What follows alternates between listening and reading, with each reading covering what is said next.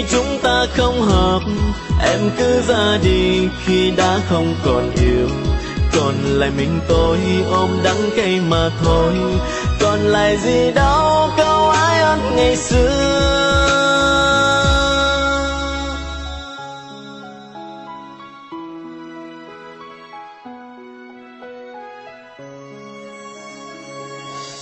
Giờ đây anh biết con yêu kêu cũng vậy thôi. Khi trái tim em đã không còn như trước. Cuộc sống xa hoa phù du đã mang em theo người. Còn lại gì niềm đau với riêng tôi. Mùa đông trôi qua sao lòng anh vẫn lạnh giá. Em đến bên anh làm chi rồi đi mãi. Hạnh phúc trôi qua thật nhanh. Nếu kéo để được gì chỉ làm lòng thêm đớn đau. Em cứ ra đi khi chúng ta không hợp. Em cứ ra đi khi đã không còn yêu. Còn lại mình tôi ôm đắng cay mà thôi.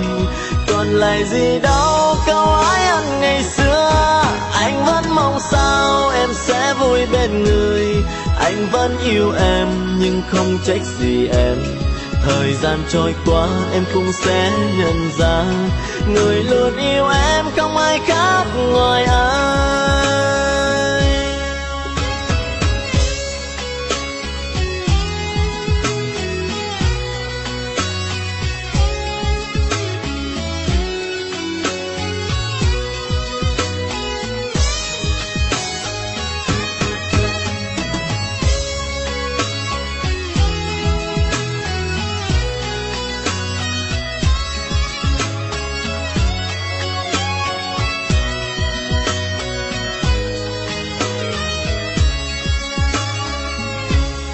Mùa đông trôi qua sao lòng anh vẫn lạnh giá.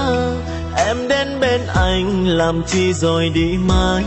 Hạnh phúc trôi qua thật nhanh. Nếu kéo để được gì chỉ làm lòng thêm đớn đau.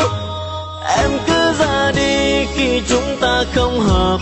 Em cứ ra đi khi đã không còn yêu. Còn lại mình tôi ôm đắng cay mà thôi.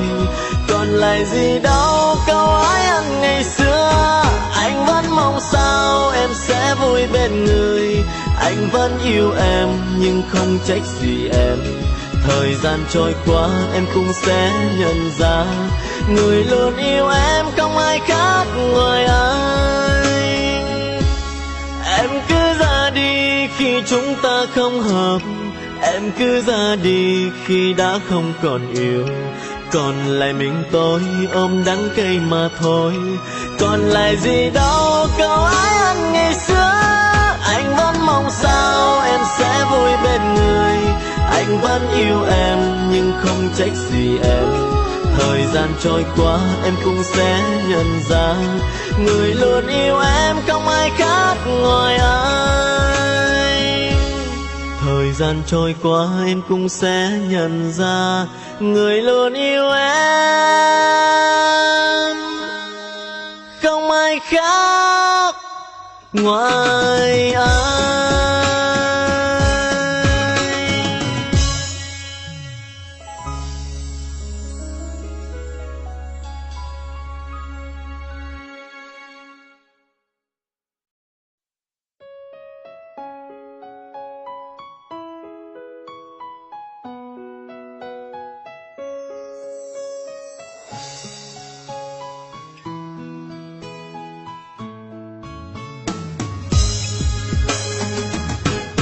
Em cứ ra đi khi chúng ta không hợp.